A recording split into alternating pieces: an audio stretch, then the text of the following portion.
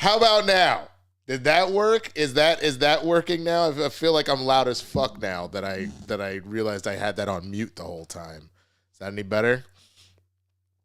Y'all let me know in the chat, man. But what's good? I am Winston A. Marshall, aka the Swaggy Blerd, for those that aren't familiar with me.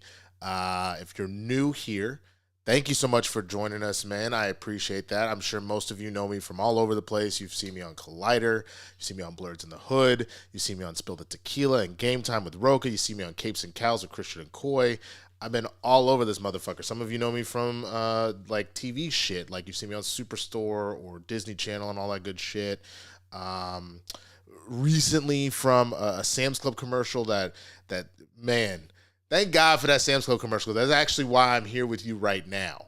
I could probably show a photo in a minute, but I ended up getting a new computer so that I can actually do this for those that have been rocking with me since God knows how long. You know, I used to do a few streams here and there on Twitch, which was a lot of fun. We did a what was it, Swag Back Thursday, which was cool, which we would play old school video games, and I'd put together an old school playlist and stuff, which I'm thinking about bringing back, which will be fun. Some good times there and whatnot.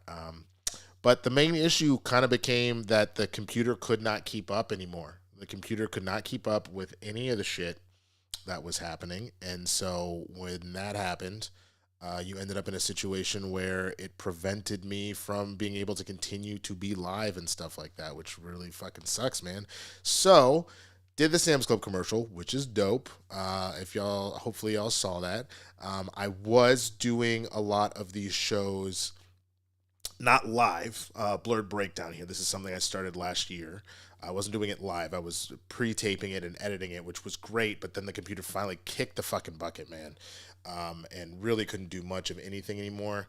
So fortunately that money came in. I took some of it. I went and got a new computer so I can just come and be here with y'all more often. And I'm super excited about it, including the idea of being able to do all this shit live, man. Like I really enjoy what we do on all those other shows, but I love the idea of like having my own, and really kind of having that as an option here. So I'm glad that that's something that I can bring to y'all. Last night I was on Twitch, and I will be using Twitch mainly for gaming stuff. I was playing Marvel Rivals and just having a good fucking time. And then I'll be doing a lot of these, like going forward. The Blurred Breakdown, most of them will probably be pre-taped, but I take that back. It's not even most. Some of them will. I plan to set a schedule here, and we will be doing these live. So we'll pick a time that works. My aim is to do at least one Blurred Breakdown a week, almost like a weekly recap type situation.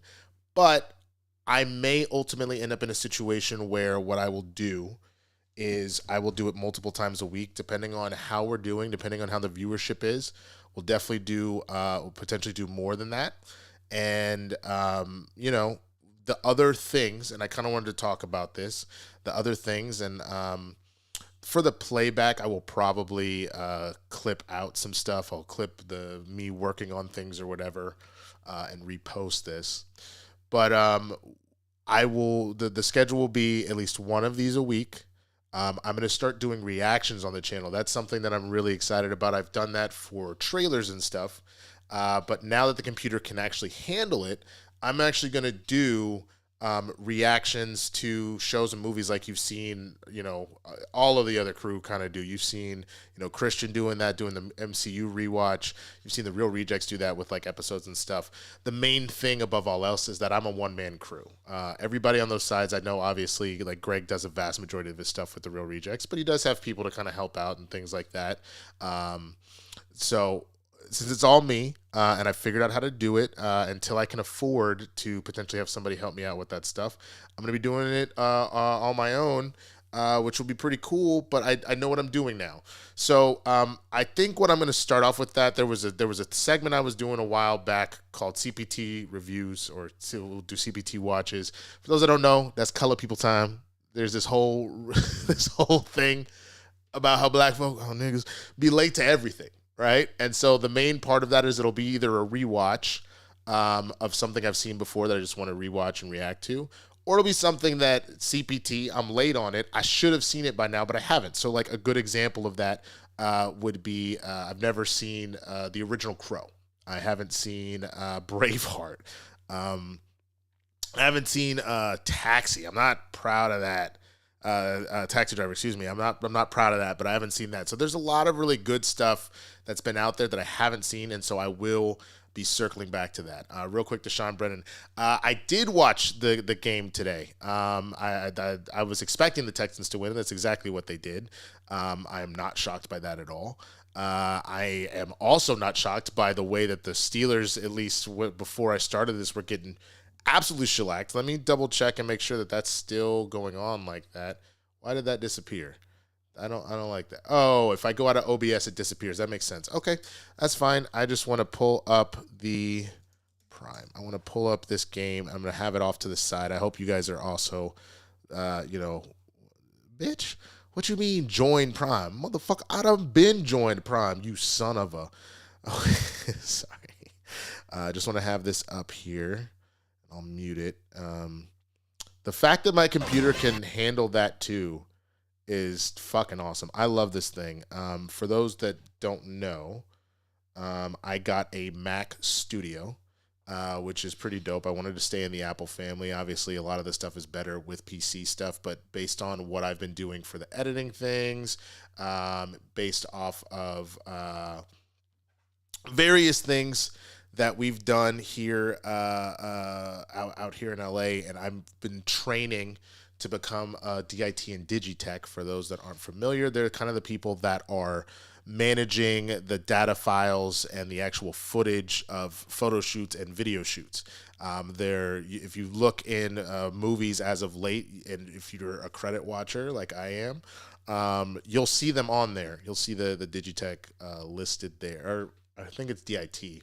From I always flop which is which. I believe it's DIT on that, but you'll see them, and that's what they do. They'll take the image cards. They'll be given to them from the photographer, from the cinematographer. They'll log it. They'll do some very basic. What the fuck? Wait a minute. Okay, I'm laughing right now because there's a commercial going on on the game. And it is with a couple of actors.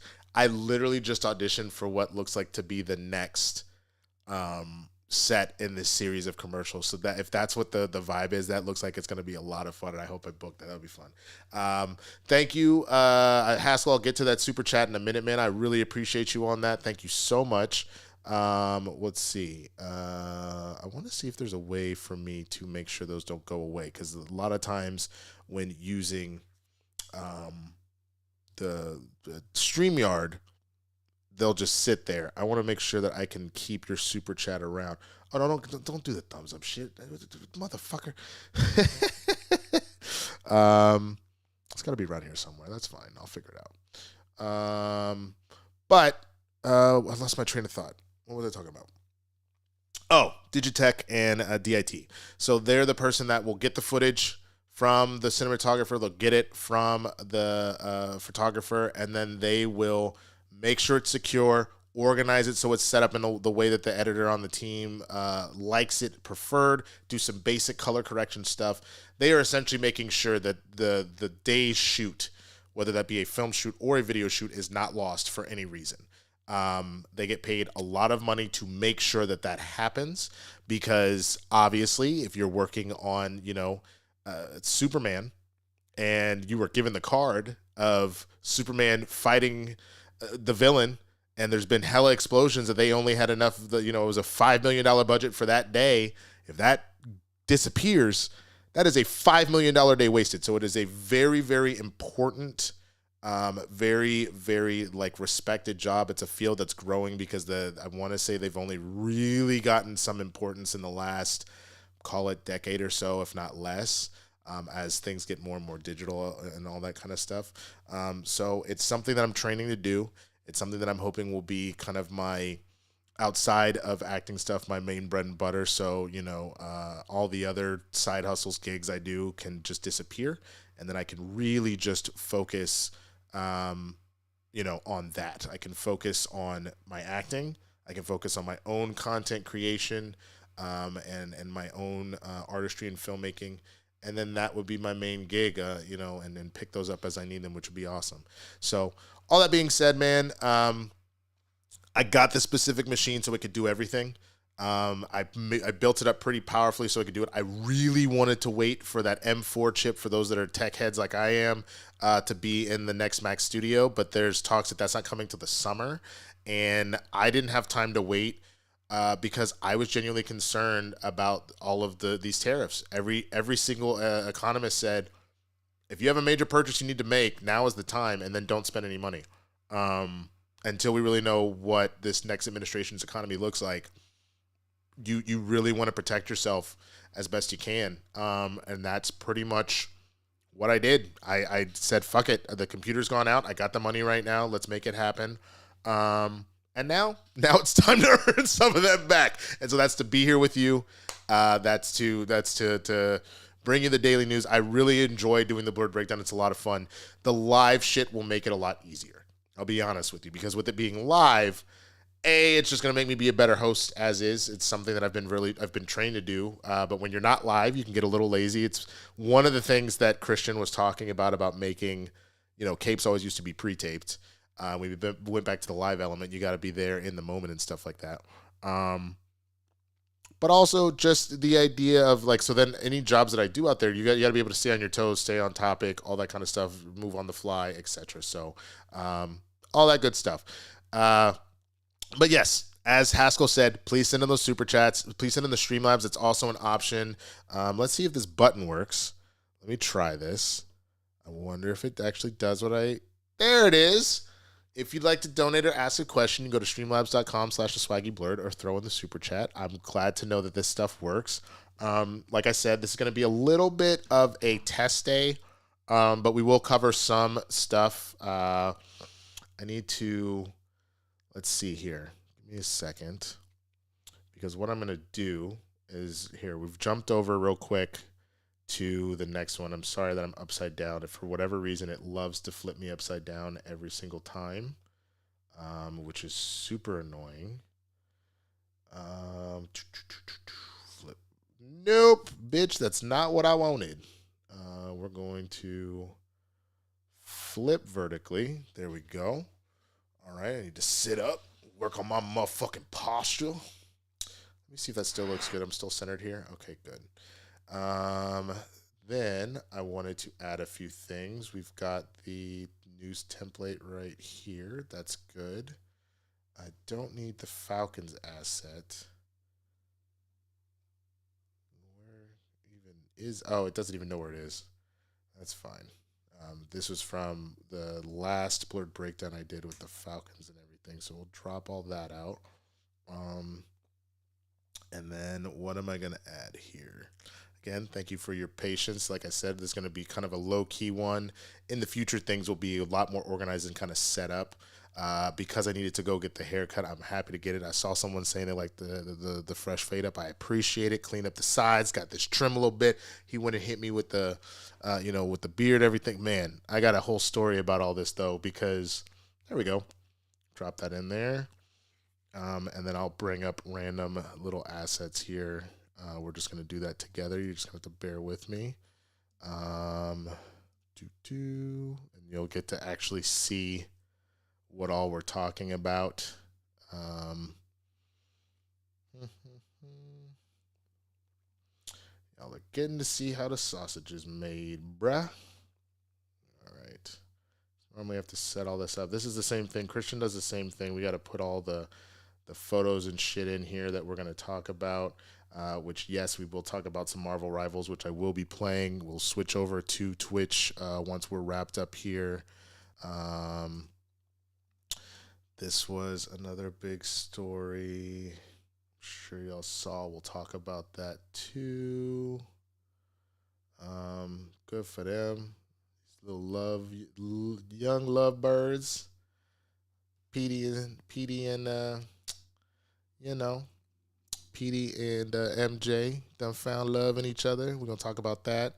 Which also, I mean, look at this gorgeous. I don't know another person slaying the way like Zendaya be slaying, man. She is absolutely killing it.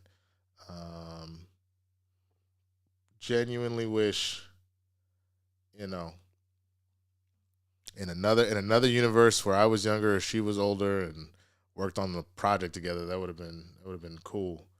But she is a very talented actress. I am very impressed by her work, and I'm very happy for her and Tom. We're going to talk about this a little bit. For those that didn't already see, that there's already been rumors about X-Men that will appear in Doomsday. We're going to talk about that. Is that all the assets I grabbed? I feel like there was one more thing I was looking at. Oh, yeah. Yeah. That's already kind of been debunked. Maybe we won't talk about that one. But I did want to talk about the big fucking story. I need to make sure that I pulled it.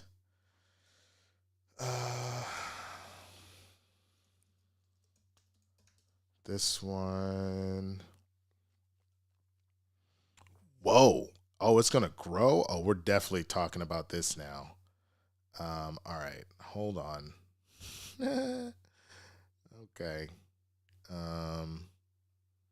I need a couple photos then. So then we'll take this guy. Again, thank you for... Oh, shit. No, nigga. I don't want that. Sorry. That's the one thing I'm going to warn you guys, especially live. This is going to be more akin to Blerds in the Hood than it will be anything that you've seen me do with Christians. So I will warn you ahead of time. If you are not one for swearing, especially if you're not one for the N-word, I will attempt to not say it as much. But there are no promises. Like I said, this is going to be closer to Blerds in the Hood as far as all this goes. We got to talk about this Skip Bayless thing. We'll also talk about Joy Taylor. I'll get a photo of her too. Give me a moment. Joy Taylor lawsuit. Let's see.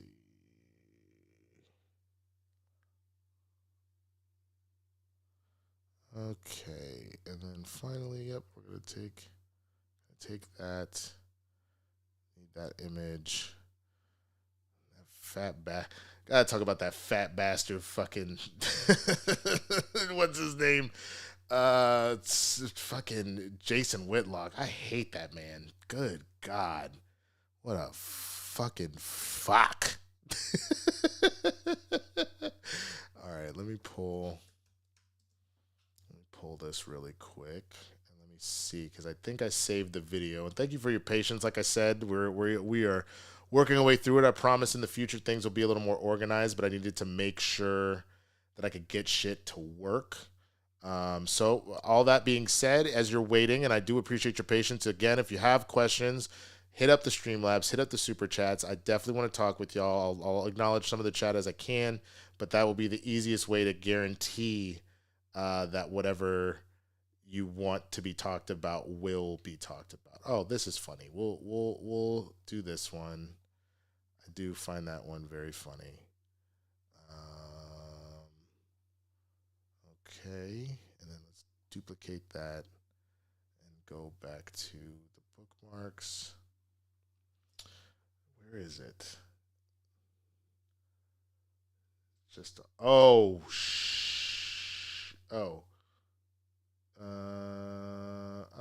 Okay.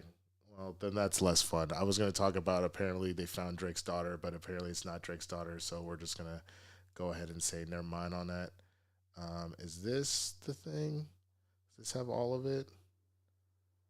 There's that. There's that. Okay. Yep. Okay, that'll do it. All right, then I just need to lastly we'll put them there. Oh, yep, there it is. That would be this.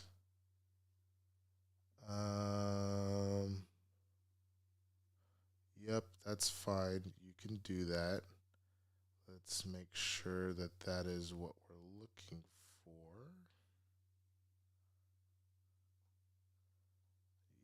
Yeah. Oh, you know what? Here's what we'll do. We're going to undo all of that, because if we go to the reaction page, and that's what it's for, first of all, why do I have to keep fucking flipping myself? This is stupid. All right, there we go. And then that can go like this. Excellent. Okay. And then if I go back to this and I scroll, you guys tell me here. Yep, you can see it all, right? Let me know if you can hear this. I owe you a little gratitude. But Joy better not ask me. I mean, Joy, my girl, but Joy better not ask me when I'm coming back. You know what I'm saying? I mean, me and Joy cool. Okay, can y'all hear that? Let me know.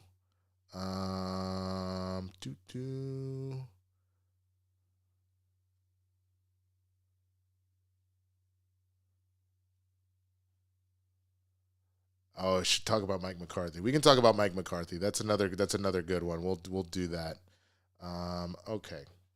Let's go back to the news here. And I will come back to what you guys are talking about. Thank you again for your patience. Like I said, we're fuck it, we'll do it live type shit. Because the funny thing was, man, is that I actually planned a Blerd breakdown down this week, but once the fires and shit started happening, everything kind of went to shit. And why don't we actually start with that? So let me pull an image of that. I mean, not that you guys aren't familiar with the shit that's been going on here. It's been a motherfucker, that's for sure. Fucking Christ. There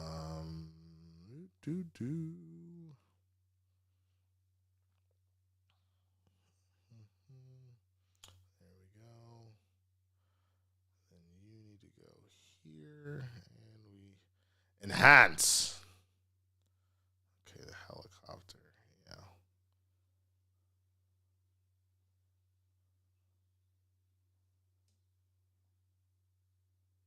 There we go. We'll fix that some. There. Okay. All right, let's talk about it, man. Let's talk about the fires. I will pull a news article that kind of is explaining some of the current stuff, and then I will just kind of talk about my experience. So if you haven't heard, there have obviously been an insane amount of fires that have been ravaging, absolutely ravaging Los Angeles. Oh, whoops. Let's see. This way I can look at you. All right. So for those that don't know, I got this and I haven't been able to use it, but I got a teleprompter here. In order to do that, though, I do need to. The camera goes out. I am aware. We will fix it. We'll come back. It just kind of changes the coloration of things. So I need to put that down, and then I need to go to the camera hub, and I need to change the brightness. So. Let's see. Can't do too many things at once right now. There we go. There. Okay, I can still read that, but then it's not washing my face out as much while I read. Okay. All right, so yes. As I mentioned, if you don't already know, there have been California wildfires that have been completely destroying the southern California region. At this particular moment, man, officials say at least 5,000 structures have been destroyed, with devastation from the Eaton and Palisades fires ranking among the worst in California history. Firefighters are using all available aerial resources to attack the fires during a break in the winds today on Saturday, but the winds will pick up moderately tonight with a wind event on the horizon for early next week. Palisades fires continue to grow, burning homes in Mondaville Canyon Saturday, with evacuation orders for parts of Brentwood and the hills of Encino and Tarzana. The county medical examiner reported that at least 16 deaths are connected to the fires, and that number is expected to rise. As of midday, the Palisades fire, the largest in the area, was about 22,660 acres with a containment of only 11%. The Eden fire of northeast of Los Angeles has destroyed approximately 14,100 acres with a containment of only 15% as of early Saturday, and more than 12,000 structures remain under threat, and more than 100,000 people have been displaced from evacuation zones. The other thing that is a little bit worrying, this was reported by NBC4 Los Angeles. Rain is expected to come soon, but the main fear, and this is what happened years ago, and one of my very good friends, her family actually lost their home, is there's fear that future mudslides are going to happen in those ongoing fire zones. And the reason really for that being that obviously once you have kind of cleared all that land out and all that kind of stuff, the way that the fires burn and stuff like that, it can lead to various mudslides and stuff like that. So it is a rough, terrifying situation. Like, you, on the one hand, do want the rain to help put shit out. But on the other hand, like, you know, too much, and depending on where, can actually be as, if not more, dangerous, where you're just wiping out things. So, all right. Yes, subscribe to the page if you haven't already. So all I got to say, man, about these fires, it has been horrible. It has been terrifying. It has been emotionally draining. It has been all of the above.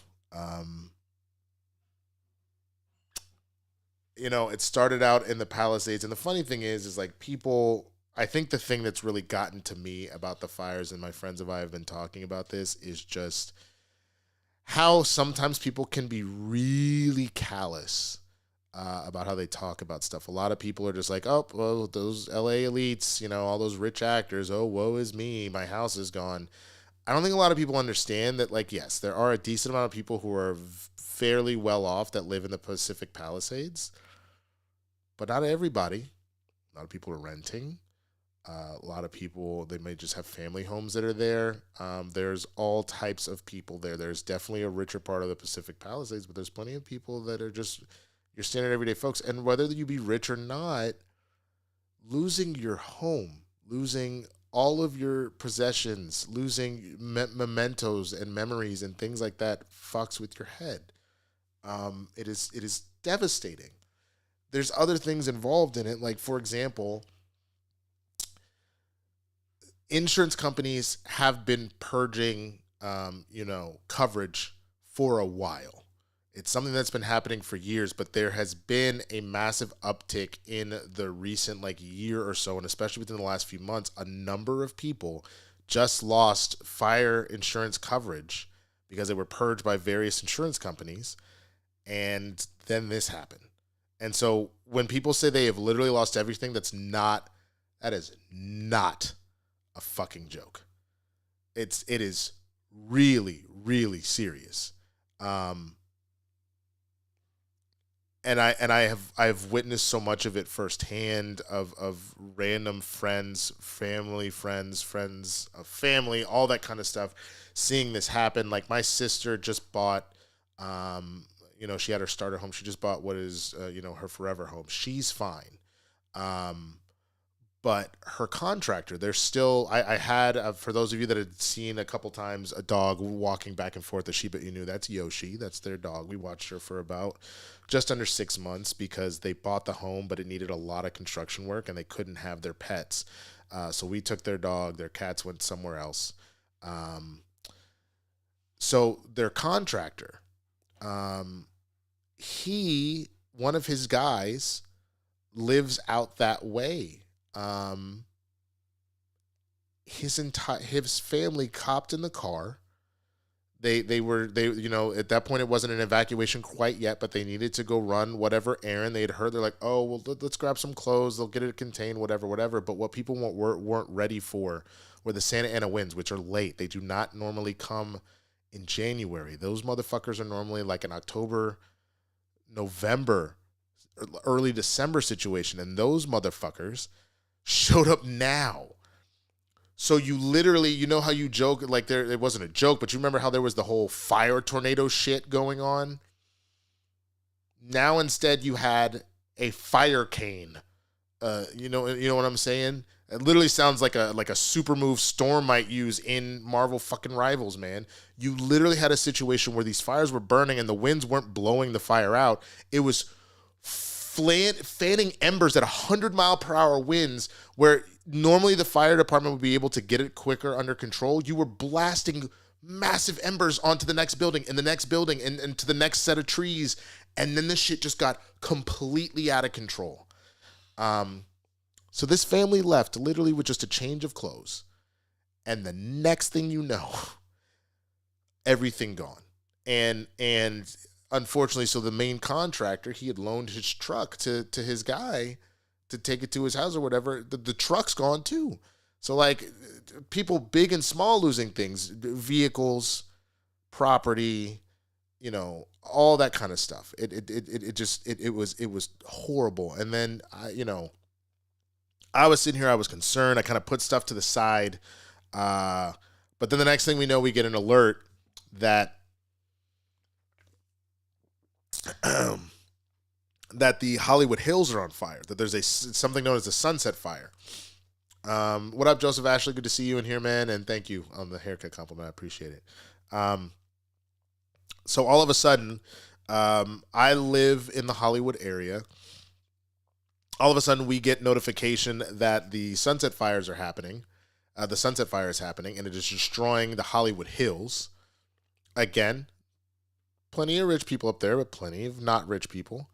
And that those, essentially that those homes, almost forgot to put these up, by the way. Sorry about that. Those homes are now at risk. And with those homes, it's everything from people's houses, but you're talking about the Hollywood sign, the Griffith Observatory. You're talking about the Hollywood Bowl, like historic landmarks. But what was terrifying, the speed at which it was moving was potentially going to get down to Hollywood Boulevard. And if that happens, which is a massive tourist spot, that's essentially like the Times Square of Los Angeles. Not only would it have destroyed so many fucking businesses, so many people's lives would have been at risk. And if it had gotten to that point because of how fast those winds were blowing, now people are really fucked. Because now all of a sudden you're talking about a lot of apartment complexes. So like obviously individual single family homes, that's devastating and terrifying as well. But now you're talking about multiple families living in set buildings. And so the minute that happened and the minute they gave that evacuation order, it technically did not reach to our apartment. We were a couple of streets south of it, but it was close enough and they were not getting under control that we got the hell up out of here. And it was a scramble to get all of the shit together and think to yourself like, okay, this may be gone. Like that we had so much smoke blowing in to the area that like having our patio door open for just a second, so that my girlfriend could check on her plants one last time and stuff like that or whatever. Apartment was filled with smoke that quickly within a couple of minutes. Not like, oh my God, there's a fire here right now situation, but enough that it was like, okay, that's not good. So we left. And we headed to my sister's house, that same home that had been worked on, which was the one thing I will say that was nice about that, being able to see my sister, is that, we got to see the dog again. We had taken the dog back before Christmas and stuff like that, and it was good to be around family. But it was terrifying. I literally took the new computer, my hard drives, passport, and medical documents that I could grab quickly, and then I was regretting the whole drive over because what would have taken me normally 20 minutes to get to my sister's house, traffic was so bad it took almost 2 hours. It's about a 90 to 100-minute drive to get to her because of traffic.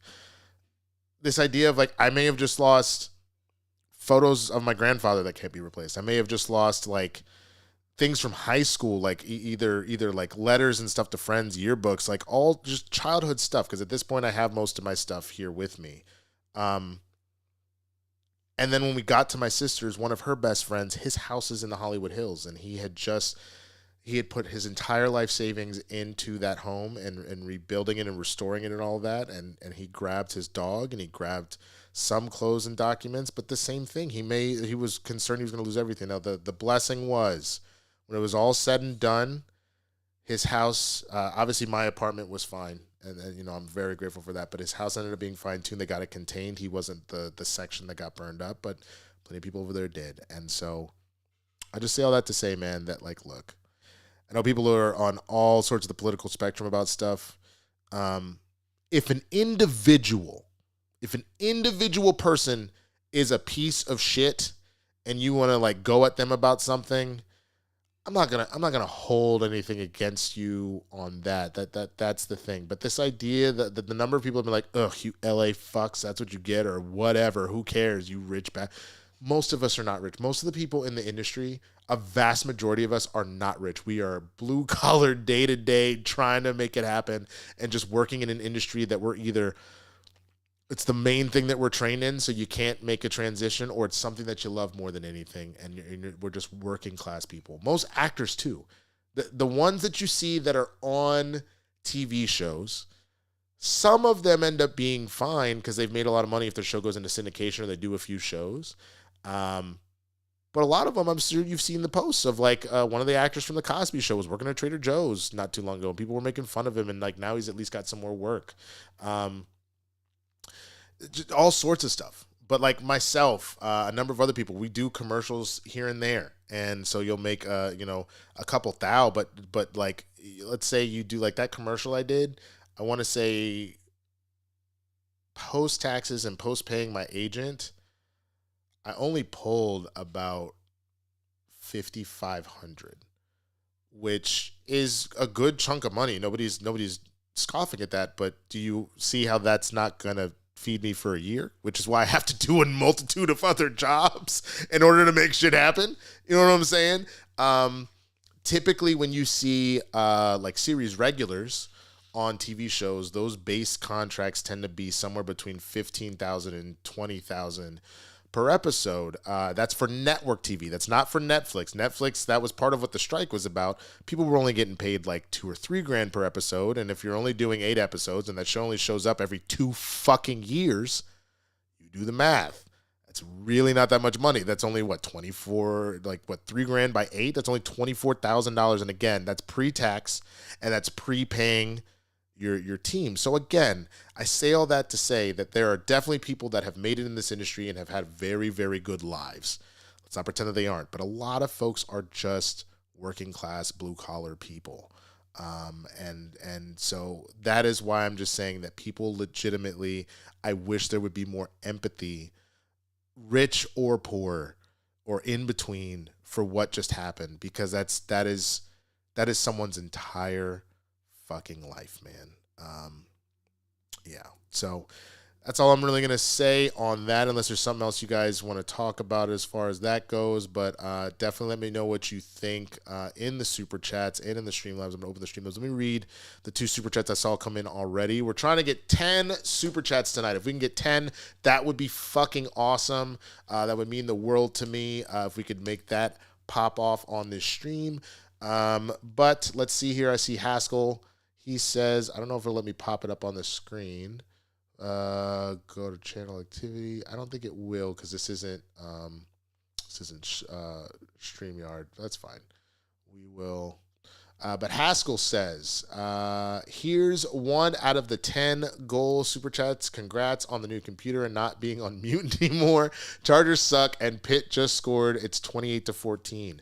Yeah, I've got the game on silent here. I'm seeing Pickens. I think Pickens is overrated. I think that the kid has some serious skills, but he's got some attitude problems and he has some drop problems, like seriously. And so he's had some plays here that I've been a little confused how this has played off the way that it has, man. But, it is what it is. I really feel like we're going to see the Ravens just kind of blow through most of the playoffs here, and then the real test will be whoever's left between the Chiefs and the Bills. So we'll see how that plays out. Then we have Marcus M. Thank you so much for the super chat, who says, keep up the good work. Thoughts on Creature Commandos if you saw it, and what are your thoughts on the direction of DC? Thank you so much for that. I appreciate that question. I thought Creature Commandos was fantastic. I think that James Gunn's best work, in my opinion, has been his shows. I do like his movies. Obviously, the Guardians movies are great. The holiday special was great. But there's something he does with TV shows that I think is just fantastic. You're getting more time to let characters breathe.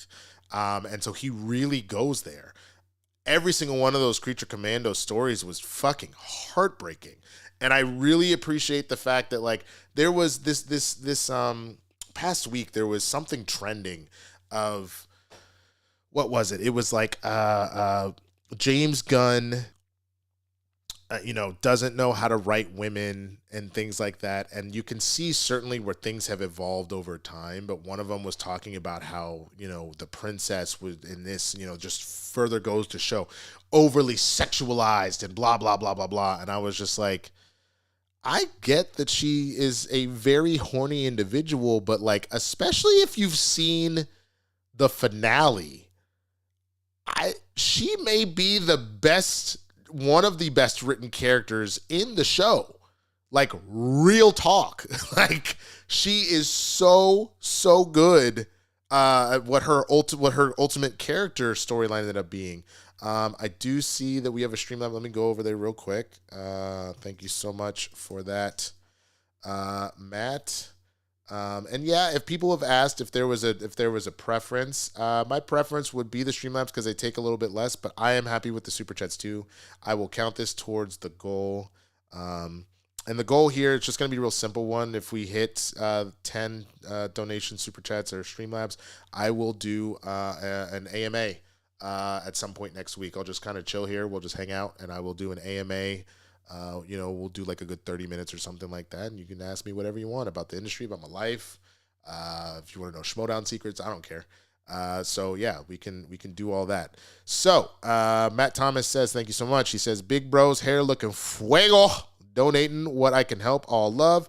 Texas sucks. Go Bucks. Horns down.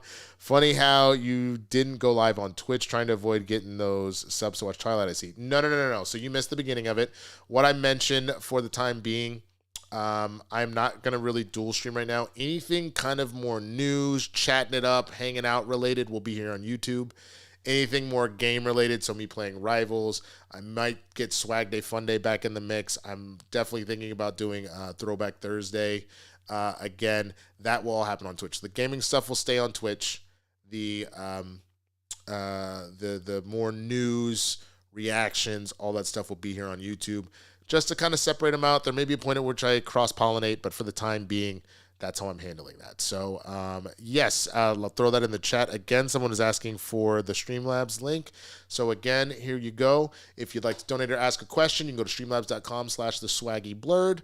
Or, again, you can throw in the Super Chats, whatever you want to do. I am grateful. And as I mentioned before, if we end up hitting the goal for today, if we get 10 Super Chats and Streamlabs in, I will do an AMA this week, a 30-minute AMA with everybody. So, yeah, let's go on to our next story. Again, you get to see how the sausage is made a little bit because I just kind of went forward so I could get up here.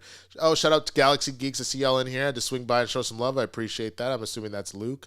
My wish compliment is finally being here. You're fucking stupid, bro.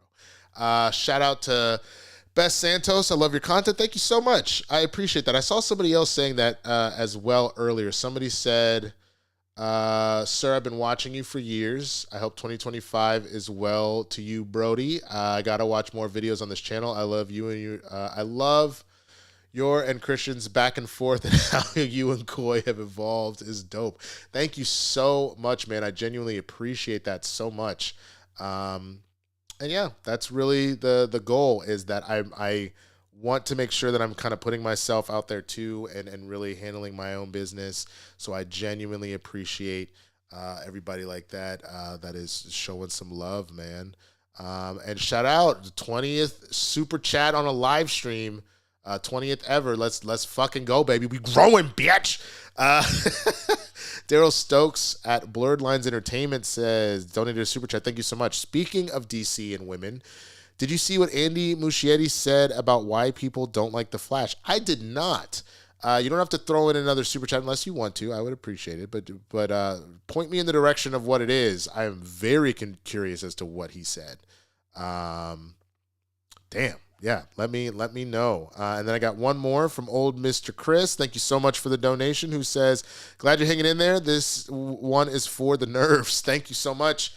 Yeah, no, like I said, this has been a long week, and it's been a long series of weeks for me. Everything from the fires are the most recent, thing that's been driving me crazy. But before that, a lot of you know that my sister, the same one whose house I evacuated to, she has been very sick and has been in and out of doctor's appointments and the hospital and surgeries. She's doing fine right now. We just need to keep it pushing. And we will find out what the next steps are, the next tests that she has to go to try and get to some health. So I appreciate everybody there that has been, that has been supportive and been patient with me. Because I was on a roll where I was putting out at least one or two of the Blerd breakdowns a week. And then the next thing you know, it just kind of stopped. And it wasn't from me not wanting to. It was that I just didn't have the bandwidth. I was so in and out of the fucking, so in and out of the house and my mental headspace. It doesn't help too that like it has just been a long, call it 2 years, man. Because last year was the dual strikes, which meant work went down, but I also broke my leg, for those that are familiar. So my income damn near halted last year, which made things rough.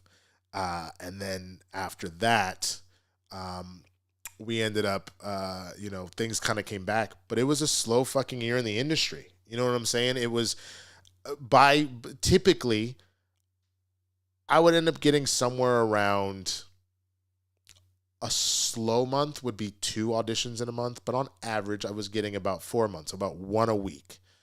Last year, by the time we got to June, by that math, it should have been about roughly 24 auditions. I had done 6.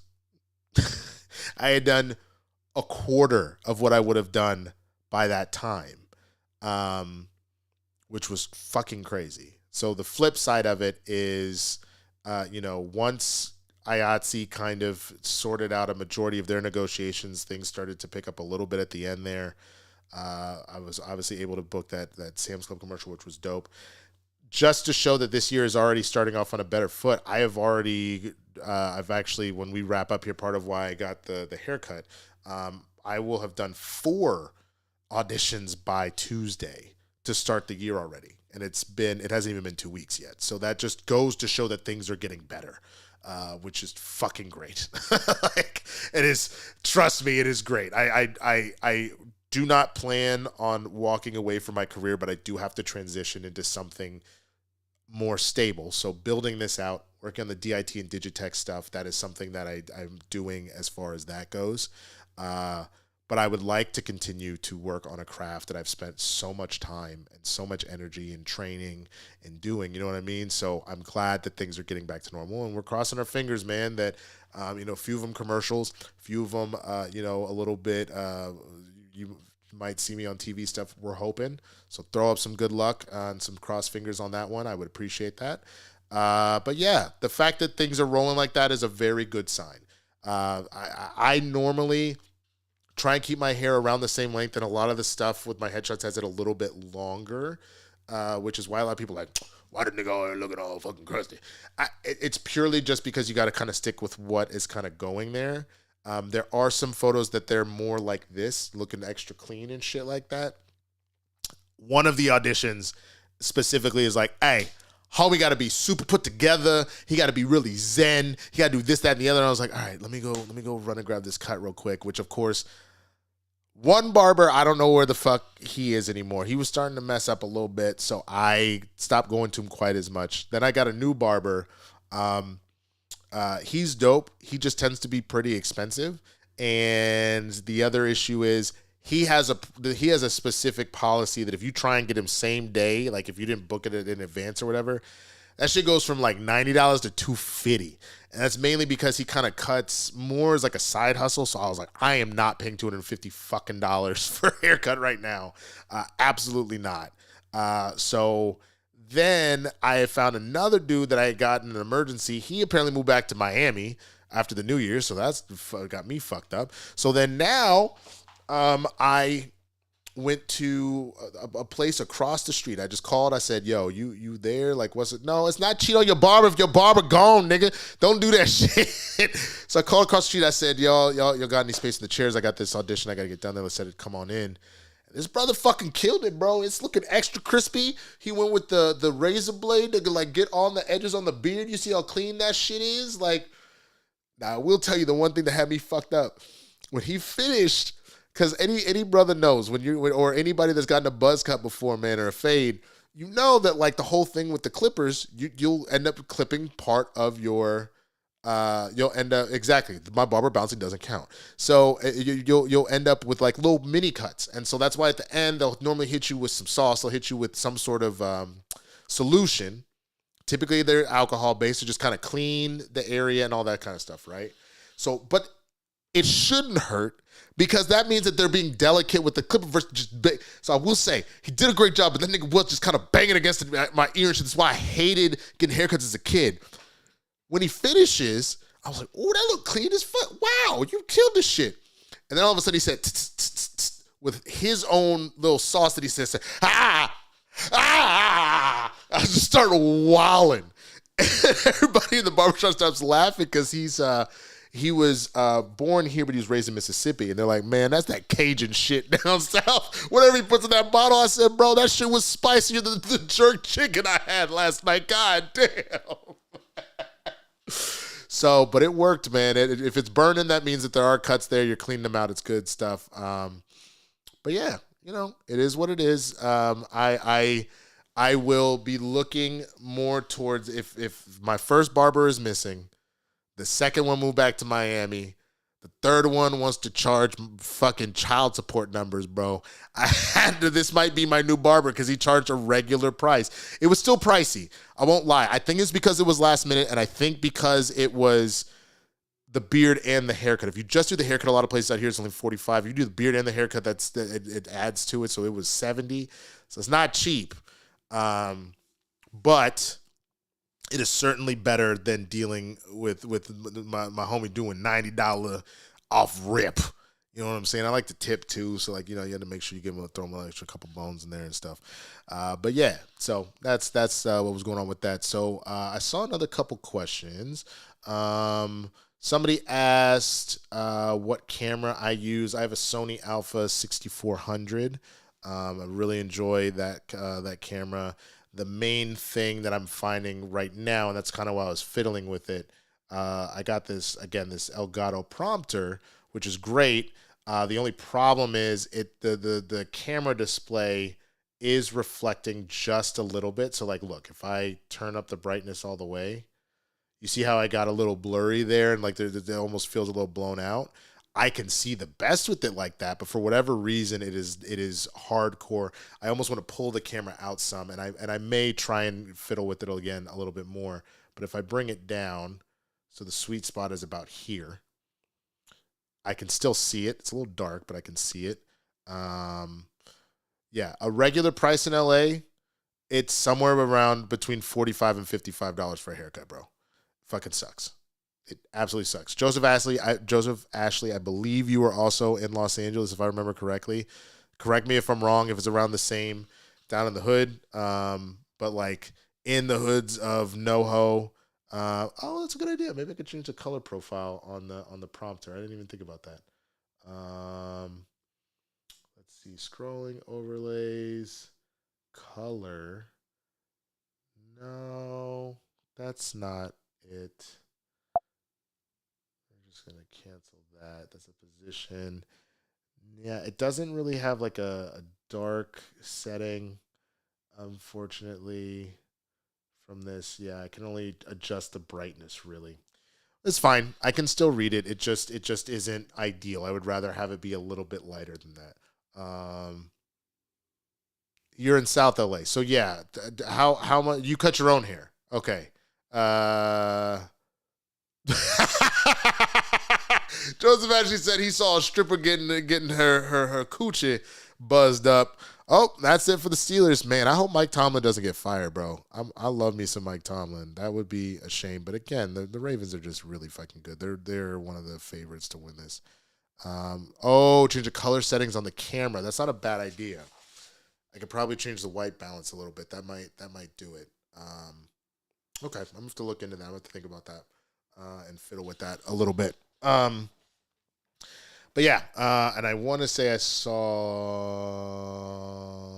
one more super chat here. I did a super chat that says, from Supreme Joseph, what type of computer do you have now? I mentioned this a little bit earlier, but I still have the box because, again, for DIT and Digitech, you got to bring in your own rig. That's part of what they're paying you for, is to bring your setup to keep all their stuff. So I wanted to stay in the Mac family, other than the fact that I prefer to use Macs. Everybody that Digitechs and DITs uses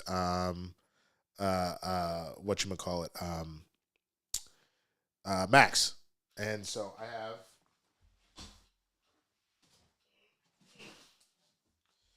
this guy right here. This is the Mac Studio. As you can kind of see on all that, the main issue I found with it, honestly, is because I used to have the Mac Pro trash can that had so many fucking ports. It had so many ports. I had like 6 Thunderbolt, 4 USB, an HDMI, and then the monitor itself that was paired with it had 4 more motherfucking USB ports. It had one Thunderbolt port, as well as like an old school FireWire port. Like, there was so much to plug into it. So now to plug all of my shit in on what is essentially 4 Thunderbolt / USBs on the back, and HDMI, and 2 USB A's, and then 2 USB C's on the front. I got hubs out of hubs. It's already kind of pissing me off in that it was like, I ain't got enough power to power all this shit, motherfucker. I don't know what the fuck to tell you. So it is what it is, man. But yeah. Old Master Chris, $30 in San Diego for full ass service if you build that relationship. There you go. Yeah, so it is what it is. But I really like this machine. I love that when I start my computer, I don't have like a 10-hour fucking boot up sequence. That shit literally, I turn it on, it goes boom, and within 5 seconds or less, that shit is already at the login screen, which is great. That's what I wanted. When I tell you the old shit, I would boot that shit up before I did a memory upgrade. It was at least a 3 or 4 minute process for that shit to boot, where sometimes I would worry it was never going to boot. And then I did last year, to try and extend the life of it, I upgraded the RAM from 16 gigs to 64, which I have 64 in this too, but it has obviously an updated processor. It has a whole bunch of other stuff, blah, blah, blah. It would still take roughly 60 seconds to boot, but then once you actually get it booted up, opening anything took forever. Like opening Premiere Pro, about a 2 to 3 minute process. If I were to open Premiere Pro right now, that shit'll boot up again in about 30 seconds or less. It's the little things like that, and then like exporting things, and that's what I mean by like it got hard at times to put out content, because nigga, I'd be tired just waiting for the shit to work so I could. You don't understand how sometimes that takes a fucking toll on you, which sounds silly. But that's real shit, man. So like sometimes that would actively take a toll on your mental health. It's just, and heaven forbid you are working on something and you export it, or you're halfway through exporting it. It was like a 45-minute export, and then all of a sudden you notice, oh shit, I left the back end on where I had taken a previous video and I had just shifted some assets around. So now those assets are sitting on the tail end, and this should be a 20-minute video, but it's exporting a 45-minute one because I slid that off to the side. It's a whole thing for people that edit. You probably understand. It's just... So I am so happy that this is a thing now. And I'm happy, again, that I can do this with you guys. I understand it as a privilege to not only be able to stream, but to have people that are interested in even seeing what the fuck you have to say. Like, the fact that y'all have rocked with me this whole time and you're sticking around is awesome. And that I believe, 32 people watching right now, which I appreciate, again, for you being here on this first stream. Thank you so much, and for all of the support that's come in so far. I'm going to say that again. If you haven't, please subscribe to the channel. Hit that notification bell for show. And throw a like on this video. I would really, really appreciate that. That helps with the algorithm and everything else. But yeah, let me look. I do see a couple of super chats, and I do need to get to these other news stories, as we said we were going to cover them. All right, let's see. Old Man Chris sent another Streamlab in. Thank you so much. It says this one is for a Sixer, a Cali Creamin', because SoCal needs the vibes at the moment. Dude, you remember my favorite beer? Hey, Old Man Chris, You a real one, motherfucker. You real as fuck. I appreciate that. Thank you so much, man. That is awesome. Yeah, no, I will definitely go grab some of that. I could use a beer right now. That's for sure. This week has been hell. For now, I'm continue sipping my Alani because, as you know, I meant to put out my best of 2024 list. The computer going out on me made editing impossible, so I need to, when we finish here, I'm going to do my auditions, and then I'm going to finish editing that and get that out as part of the content for next week. I'll also be putting out my anticipated 2025, so I'm excited for that too. But yeah, thank you so much for that. I got another one from Matt Thomas. Who are they? Real entertainment cinema. Swag day, fun day, better than a Monday. Mofo's trying to get whooped and murdered. Trivia party, Equiplash again. Bring it. I'm ready to regain my crown. That's what's up. I appreciate that, and we'll definitely get that popping off. We'll just need to sort all that out because part of it is, obviously, folks want to make sure that, like, I'm going to put out content and stuff, but I need to make sure that I'm still living my life. Since this is not a full-time gig quite yet, once it can sustain me like that, potentially, then I can make sure I put all my time and energy, but I'm going to have to make sure that the scheduling balances out. So we will figure all that kind of stuff out. And then Supreme Joseph with a super chat. I appreciate, we already talked about what kind of computer. Okay, so let me see. Let me see if it gave me all of the, I want to see if it gave me all of the, stuff going in and out here because I don't see the other super chats from earlier, and I want to make sure that we're getting closer and closer to that goal since they're kind of all over the place.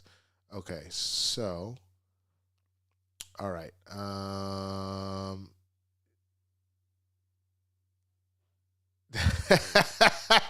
I mean, yeah, I don't think he's gonna show big balls bouncing on Roxy's head, Joseph. I love you, bro, but like that's not. I don't think that Roxy, especially after this week, is trying to see an animated chipmunk bouncing nuts on her forehead. Come on, man, you know better than that. Yep, having an easier setup makes YouTube so much easier. I agree. And then what I use to create thumbnails? I just use Photoshop. I know there are other ways to do it. But that's it. Truthfully, if the rare things that I find AI useful for, if there's a way to have it kind of help me do that, then that would be an exception. I just don't have space for AI out here in these streets, wanting to fully take my face and make movies out of it. Go fuck yourself. Or the nonsense that's been going on recently. Part of the reason Brian Thompson's ass got shot by Luigi Mangione is because they're using an AI algorithm to deny claims so they can save money, and that's why they're up at 37% rejection rate, man. So, yeah, people know I don't really rock with AI for a number of reasons, but there are rare exceptions on certain things. It should be a tool to help people. It should not be one used to harm or kneecap people. I'll tell you that much.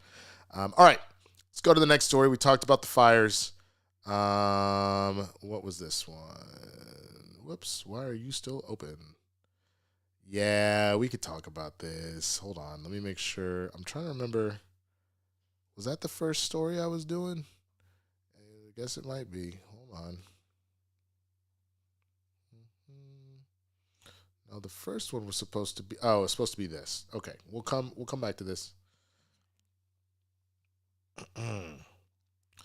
All right, so from Comic Book Movie and Josh Wilding, the X-Men are reportedly set to appear in Avengers Doomsday. The upcoming Avengers movies have evolved greatly since they were first announced. Kang is out, Doctor Doom is in, and Marvel Studios has turned to the Russo brothers to conclude the multiverse saga with Doomsday and Secret Wars. Between the Marvel's post-credit scene and Deadpool and Wolverine, it's obvious that mutants, and more specifically Earth 10005... Yep. 10,005 will factor into those. In fact, the prevailing theory is that an incursion between Earth 10005 and Earth 616 will give us a long-awaited Avengers vs. X-Men battle in live action. According to Scooper, My Time to Shine, hello. Sorry, I've scrolled too fast. X-23 actor Daphne Keane is now confirmed for both Avengers movies. We expected that to be the case, of course, and this hopefully means we'll finally see her suit up alongside Hugh Jackman's Wolverine. The Cosmic Circus, Alex Perez, has also taken to X to claim Kelsey Grammer's Hank McCoy / Beast will appear in Doomsday and Secret Wars. Seeing as Marvel Studios went to the effort of redesigning the X-Men for his cameo in the Marvels, we're not exactly shocked to learn he'll be returning. This comes after a big update about Elizabeth Olsen's Scarlet Witch dropped earlier today, and that being that she will be a major element of Doomsday as well.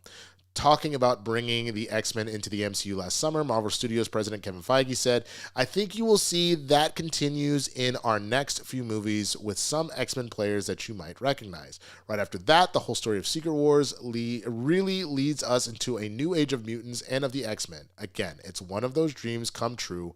We finally have the X-Men back. As for Keane, she is understandably been enthusiastic about donning the claws again. I would love to come back. I would pay them to come back. Playing Laura has been the greatest honor of my life. To me, we've only scratched the surface, with her since she's a complex character. She's so cool just from a fan standpoint. Grammer has teased, there's nothing I can talk about. What I do know is that there was a huge sort of outburst when I showed up at the end of the Marvels. I guess it was. The response was really it wasn't unexpected. There'd be some response, but it's been pretty overwhelming, and so there are some conversations. So yes, it's safe to bet that both X-23 and Beast will have a big role to play as the multiversal saga nears its end. How integral will they be in that story remains to be seen. Avengers Doomsday is set for May 2026, and Avengers Secret Wars is scheduled to arrive in May of 2027. All right, let's speak on it. I can't fucking wait. I'm just gonna be honest with you. I cannot wait for this next step in the MCU. I think we really needed to get the X-Men more than anything. I'll be honest with you, after Marvel Rivals, which we'll talk about in a minute, I'm more excited for the X-Men now. I don't think Sue Storm is as caked up. Vanessa Kirby's as caked up as her character is in Rivals. My God. But honestly, if done right and done with the hands of Feige helping kind of guide it, I'm very excited for that too. And that's been the one thing that's been missing, in my opinion. We've been missing what the X-Men can bring to the table. A lot of these characters don't hit quite the same without the X-Men being there to add like a completely different like element and whatnot to it. So it's something that we've been waiting for. We've been excited for. And you can tell people are clamoring because you see how they were acting about seeing, Jackman finally don the cowl, seeing Gambit really get in there and stuff like that. That's all the shit that we have been looking for, and now it's here. So I absolutely cannot wait for that. So 2 X-Men will appear. 3, because Scarlet Witch is also an X-Men. And that's only the tip of the iceberg. That's all we have been confirmed for. We don't know how many more will actually show up quite yet, because we don't know what the storyline is going to be.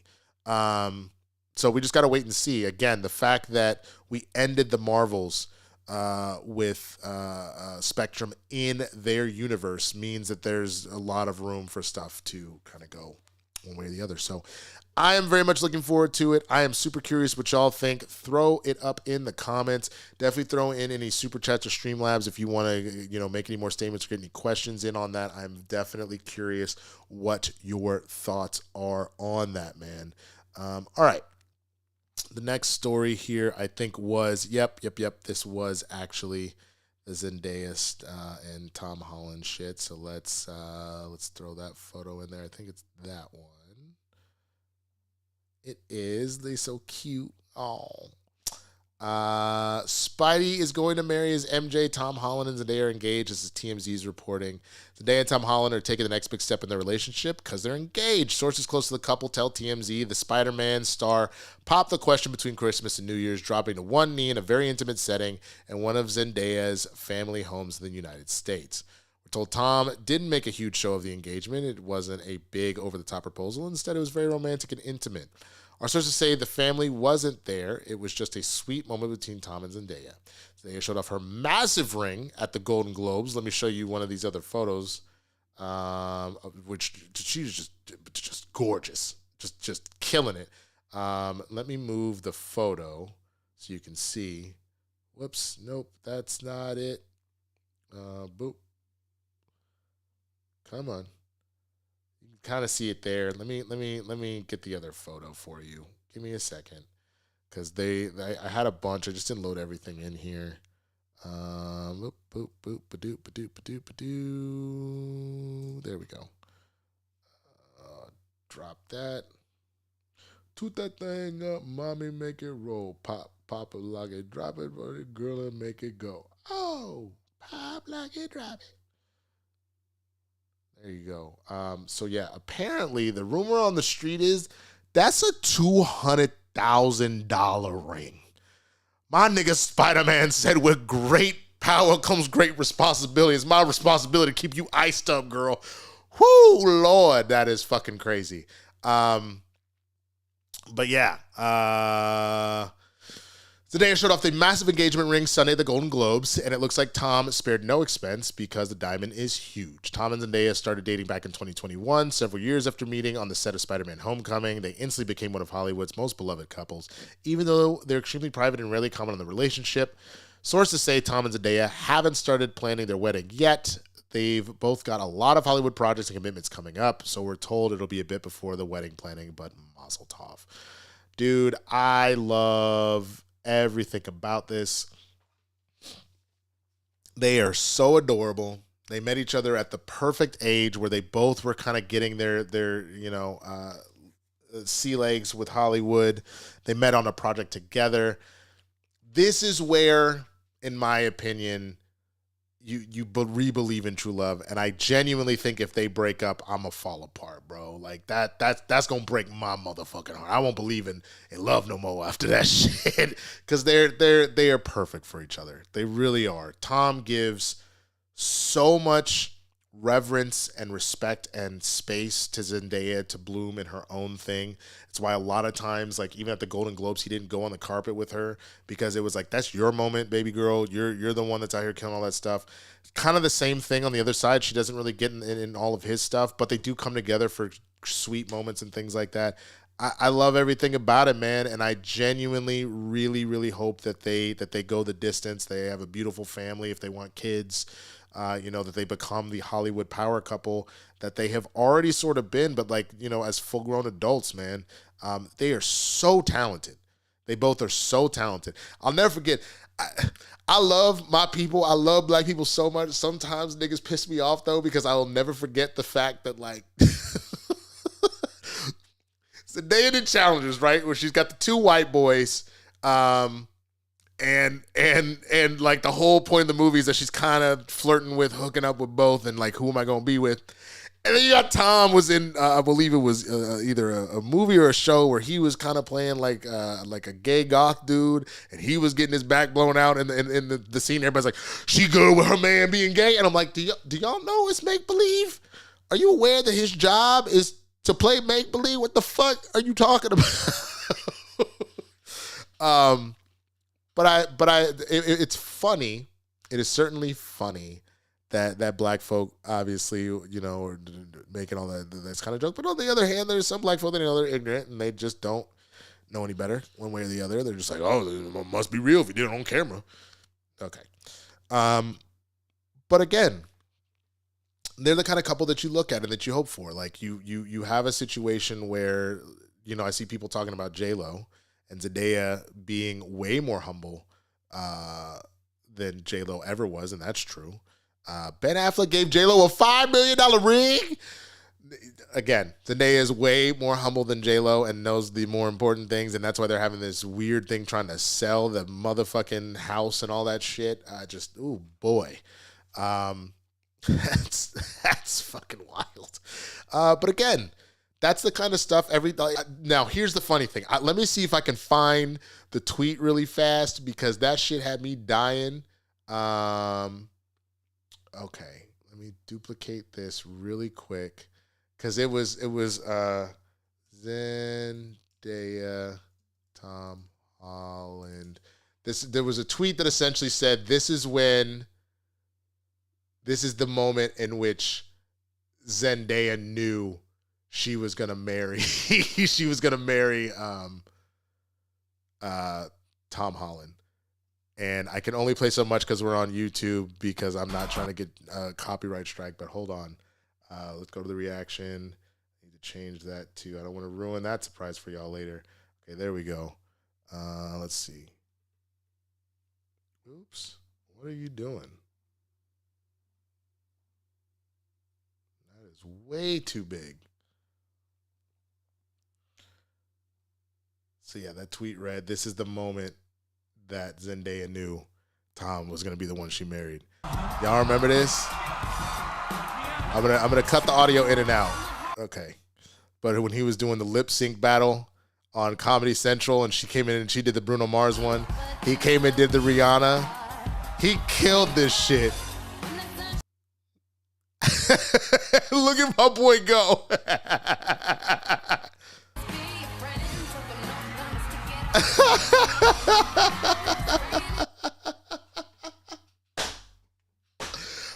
My guy hit all the moves. We haven't even gotten to the acrobatic stuff yet. Look, right there. That was the moment. That was the moment she knew. She said, yep, nope, that's it. I'm marrying this motherfucker. That's it. This white boy can get it forever. Yup.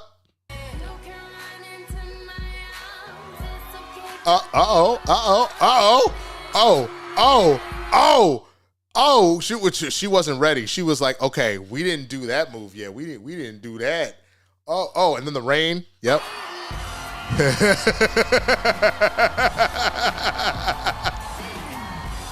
Because he really got it now. Now he was hitting them moves, and now he's doing some of the Spider-Man shit. Because watch, after he does all of this basic shit, right there, he's hitting his Spider-Man flips. Absolutely killed it right here. And then he turns around, flip up like Spider-Man.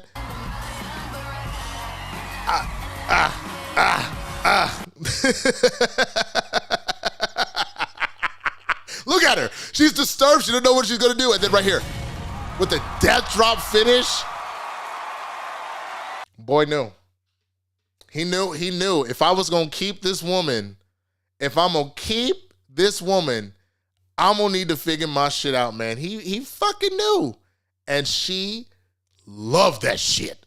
I love that shit. Everybody love that shit. You know what I'm saying? So that was by far the best one of the entire show. I feel like at that point, because that was before, if I remember correctly, he had been announced as Spider-Man, but this was one of the things they did for Homecoming as like a promo.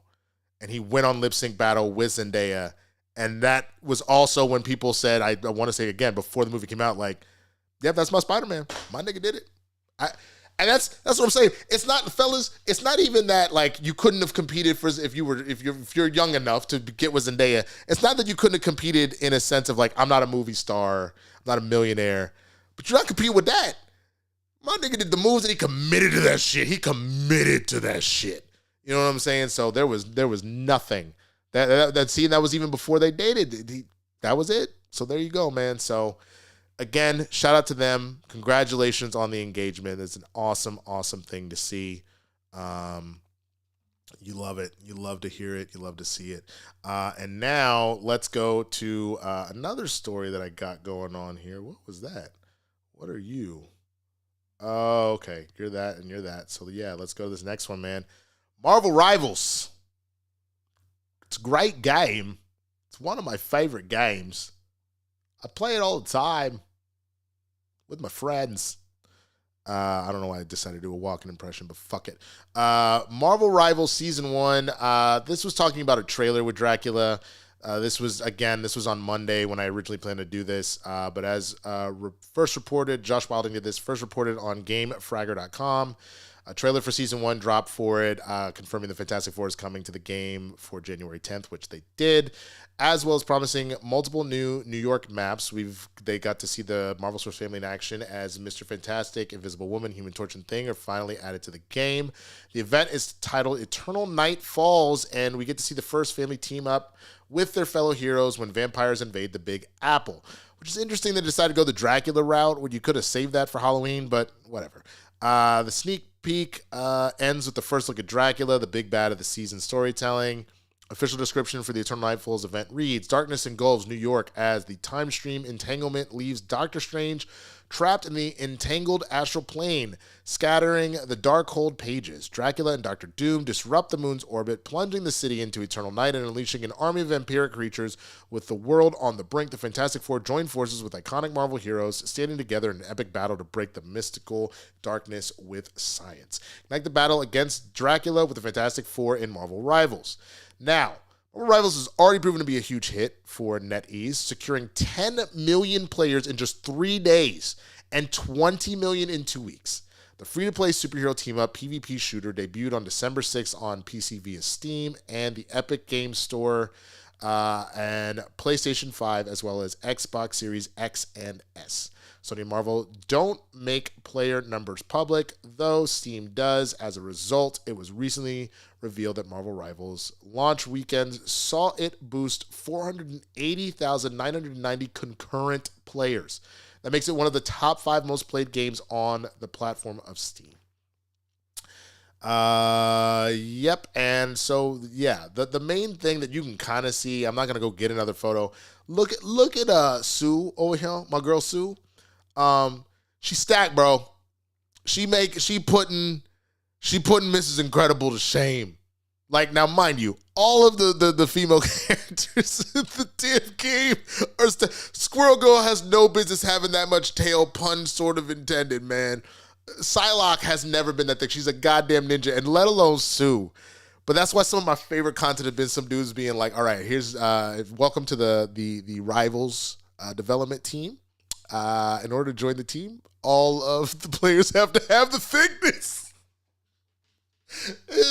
It's unreal, bro. It is fucking unreal. But if you haven't played Rivals, couple things. I mean, first of all, like I mentioned, I will be back once this show is over. We were going for a little bit longer here. I will be back later this evening after I wrap up my audition.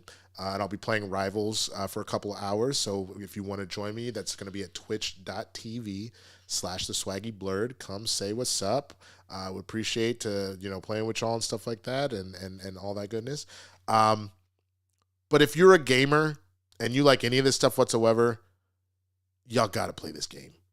I have not been this into a game in a long fucking time. It is so well done. It is balanced, not directly. They did some nerfing and some buffing recently with Season 1, which will help with that. But the characters really all have their own unique feels that work very succinctly. Characters are like, why the fuck would I want Iron Fist? And then or Hawkeye. And then you get in there like Hawkeye sniping people in the head and killing shit. Hawkeye is one of my mains. Iron Fist out here throwing all sorts of hands combos. Spider-Man really feeling like what Spider-Man would feel like, where it's like web you, zip you up, uppercut, punch, punch, punch, zip the fuck out of there. It is so good. And again, it is free. It is free. It is free. It is free. You do not have to pay for anything if you don't want to, similar to Fortnite and everything else. If you want skins and stuff, that's what you'll need to put money in for. But otherwise, it is a free game. It is so much damn fun. I cannot speak on it highly enough. So let me know if you're playing, man. If you do, who are your mains? Who are the main people you throwing around? Then again, I think my main Vanguard is Captain America. I occasionally play Thor, but I have Captain America. My main, oh my God, like Duelist. Those are the DPS people are Hawkeye, Iron Man, because I do like just bombarding people from the sky. Punisher, and probably like Iron Fist is taking over Psylocke now for me. And then for the strategists, which are like the healers and stuff, Sue is instantly won. It used to be Jeff the Landshark, who is still awesome, but Sue has fully taken over with her combo of healing and kind of like attack pattern stuff, because like she has one move where she uses her force field either to pull or push people. And I have already been abusing that on certain maps where I'm like, oh, and just throw people off cliffs, which has been awesome. I also, Mr. Fantastic has become one of my mains on the Duelist as well, because his power set is stupid. I've never really liked Reed as like a character. I don't hate him as a character, but I've never rocked with him that hard. He's ridiculous. So I'm really enjoying him. So play Marvel Rivals if you haven't, and then again, come watch me stream. That'll be up in a couple of hours once the audition is done. Okay, let's go to the next story. That's more Zendaya. We'll get to that. We will get to both of those. Where is this photo? Hold on. Wait a minute. Let me put some pimping in it. Oh, we aren't doing that anymore. That was the Batman 2 story. We kind of covered a lot of that in and then that was the Matrix story. We covered some of that too. Okay, let's just jump into this last story real quick. This is the one we just saw the photo for. If you haven't been paying attention, there is a lawsuit happening at Fox Sports 1. I was going to talk with Roca about this on Spill the Tequila, but obviously I was busy evacuating. But Fox Sports legal drama over hostile work environment may grow as a case proceeds. This is from the Hollywood Reporter's writer Winston Cho. A hairdresser has sued the network executive Charlie Dixon and host Skip Bayless for sexual battery in a lawsuit that's named some of the network's top broadcasting talent. A lawsuit from a hairdresser against Fox Sports accusing network exec Charlie Dixon and longtime show host Skip Bayless of making unwanted sexual advances could entangle more litigations as it makes its way through court.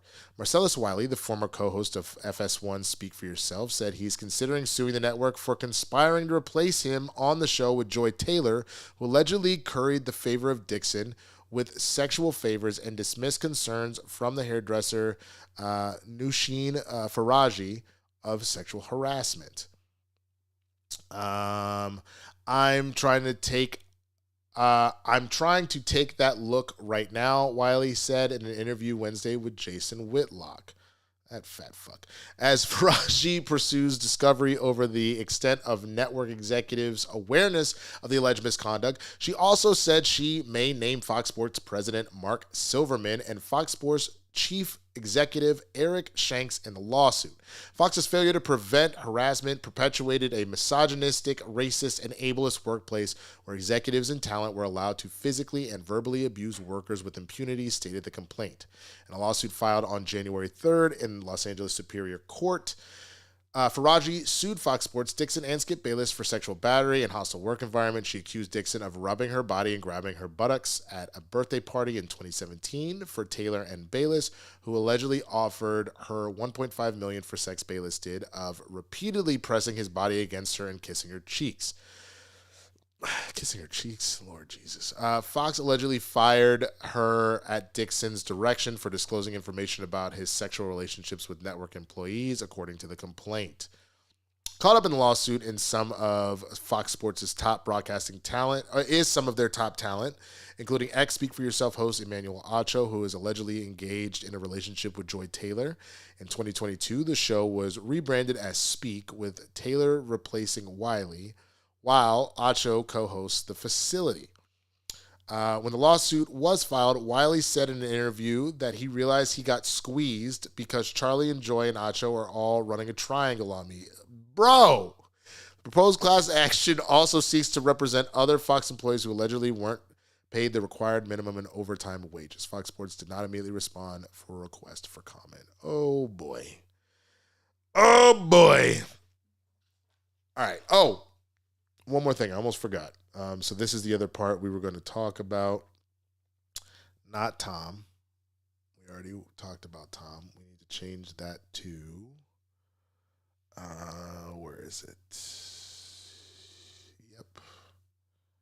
Going over here. This. Okay.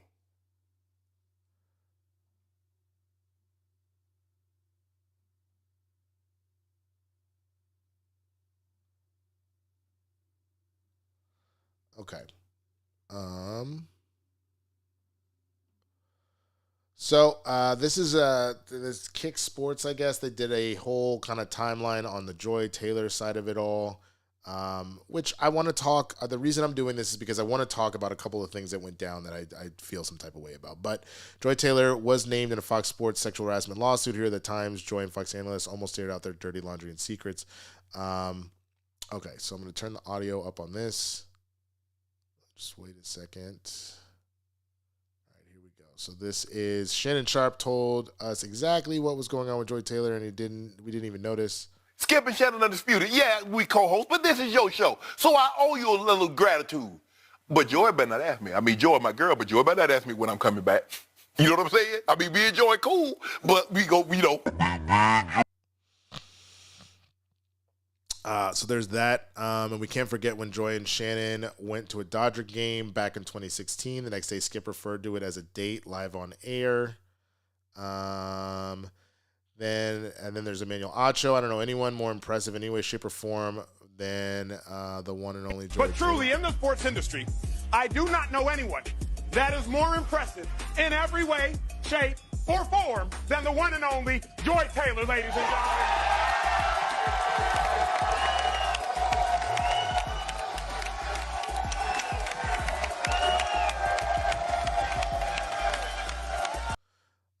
So then we have here, it's interesting that Acho deleted this video that he posted about Joy a while back. Rumors have circulated that he allegedly had romantic relations with Joy Taylor to help her secure a better job in 2022.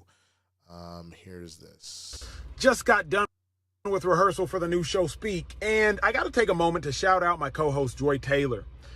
A woman, a black woman, daily show, sports. Do you all realize how hard it is to get into the position that she is in?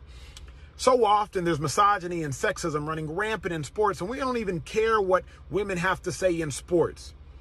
But Joy is not only in the position on television as a woman, as a black woman, but as an opinionist. So not just asking men what they think, but providing her own unique and distinct insight. It's hard to do, and Joy, you have done it. So congratulations. Looking forward to working with you, and hope y'all tune in 4:30 to 6 Eastern every day starting next week. Just got done with rehearsal for the new show Speak, and I got to take a moment to shout out my co-host Joy Taylor. Let me keep it pushing on this. So then you had here. So then people started making jokes. So then you had this whole thing with Drewski. So social media helped us picture Joy Taylor and Emmanuel Acho in the studio. Then this picture is a nail in the coffin. People shocked about Joy Taylor and Acho like they wasn't at the crib together. It's her with wine, him with what looks like a poppy. They were kind of hanging out, probably watching a game or something. It doesn't stop with Emmanuel Acho, though. Joy allegedly slept with Fox Sports executive Charlie Dixon to get herself on Undisputed with Skip Bayless. Charlie Dixon is accused of using his position of power to coerce women into having sexual relations with him. I mean, with that smile, of course. Look at that. Oh, is it not letting me zoom in? Look at my guys. Look at them teeth. Look at that face. Yeah. Nothing screams I've probably coerced people to have sex with me than that face. Allegedly. Okay, this is the bullshit I was talking about, this fat bastard Jason Whitlock. Listen to this stupid shit. I know what I'm capable of. And that big rack of hers that she showed off constantly, it's just, and that peanut butter skin with that big rack. Like, Jay, keep your distance. That peanut butter skin. And that peanut butter skin with that big rack. I wish I had the Blerd's reactions, the nigga, because that's where my brain is at right now. And then, what? The rest of this, Colin Cowherd had her on there at one point as a co-host. You can see here where he almost had a Freudian slip between Tampa and Los Angeles. It's like we got all I mean, two cities have glommed all the championships and players. Oh, Lordy Jesus. Now this, I think, is ridiculous. People were using this as evidence against her because it just feels like she's talking about dating in the modern world and how a lot of women honestly feel. But let's listen to what Joy has to say here. Can we just keep it a buck? If they're fine enough, if they're funny enough, or if their financial status is what you want, fine, funny, fucking money, you're throwing all boundaries, standards, all that shit you talked on Instagram about how you would never, and this woman ain't because women this and men this, you're moving forward with this person. Can we just keep it a buck? Again, we'll talk about that. There is nothing about that statement that isn't fucking true. You know what I'm saying? Like, all right, let's get back to the pop this back out again. I'll put the chat up so I can look you guys in the eyes. Oh, I gotta close that first. Sorry. We will streamline all this, y'all. Y'all bear with me. We will streamline this over time. There we go. All right, let's talk about this lawsuit. First of all, excuse me. Oh, that was heinous. I apologize. First of all, as far as the lawsuit goes, if this woman was really dealing with all this, and honestly, if you're going to make that allegation, you're going to put that lawsuit out there, then she clearly must have some sort of proof. Now, the question is, what is the proof specifically? There has been talks that some of it is just journals, and the truth of the matter is journals, that helps because you kept a record of when stuff happens, but that is still, to a certain extent, just kind of taking into account of everything. It doesn't even necessarily, like, it's not like video footage or audio recordings or anything like that. So just for the sake of her proving her case, I hope that there's something substantial that can go there, though in a lot of cases, what may happen, since it's a civil and not criminal, just for the nature of nothing else getting put out there, there's a possibility of a settlement, that a settlement just might happen. What I really hate, and I understand that there was some shitty stuff that kind of came out of it. One of the things that was alleged that Joy said is both and if she did say this to her coworker, it's kind of fucked. When she told Joy, when Faraji told Joy that her ass was grabbed by Dixon, she essentially just said to her, "Get over it." If she really did say that to her, that's fucked up. You don't want to say that to somebody, especially supposedly somebody that's a friend. About a situation that they're going through. The other thing that is alleged is that Joy has said that she's not going to get played the way Dixon has played other women. So if it does end one way or the other, he does try to take her off, that she'll claim that she was raped, that she was assaulted. Again, that's alleged in the lawsuit. If that is true, if that is genuinely true, that is insanely fucked up. And fuck Joy Taylor for that. If that is a true thing, and again, we will wait to see how that lawsuit goes. If there's any evidence of that one way or the other, that's a fuck thing. But here's the thing that I found very, very interesting. That speaks to our society, and also just talking to a lot of my female friends about this whole situation. The first is, and I would love to point out the fucking hypocrisy that instead of really leaning in on Skip Bayless offering $1.5 million for a woman to have sex with him and trying to coerce her into sex that way, or this Charlie Dixon dude who apparently has had sex with multiple employees, using his power for that. Again, we saw my boy's face, so I'm not surprised that's what he feels like he has to do. That is not what the focus has been. A vast majority of the focus has been dragging and making jokes about Joy Taylor and calling her all sorts of things under the sun and things like that. That's fucked up. And that really takes away from what the focus of this should have been. And So the two things that I heard that I thought were very interesting, which is bullshit, is one, a lot of my female friends were very upset about the fact that it's like, look, if she really did something like awful to you, I get it, but there was a way that you could have filed this lawsuit and still kind of used, if part of her being here is part of your argument, that you could have done that without necessarily putting certain things in the filing. This feels like you're actively trying to screw her over, both by getting her to also give you a payout, but also to take her down a peg as things are going at the same time. So just the idea of like, I'm gonna cut you too, bitch.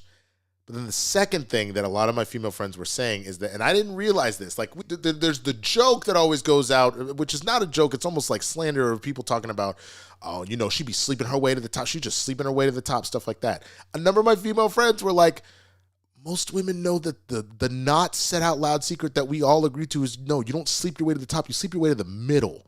If somebody's going to like flirt with you, whatever the fuck else, nobody's saying that you necessarily have to go have sex, but the idea of using your appeal or something like that to give yourself a little bump, whatever, you don't do it to go do whatever because then you're drawing too much attention to yourself and stuff like that. But if you go and look at how anybody gets a lot of things in life, it's a friend hookup, it's a family hookup, it's you knew a boy or something, you maybe greased somebody's pockets with some money, like whatever it is, the idea of maybe you used a little bit of the flirting on whatever scale to get to a base level and then do the rest on your own, that's apparently a pretty normal thing that most women are like, yeah, that's what it is. So at first I was like, wait, really? That's something that's like, yes, every woman talks about that.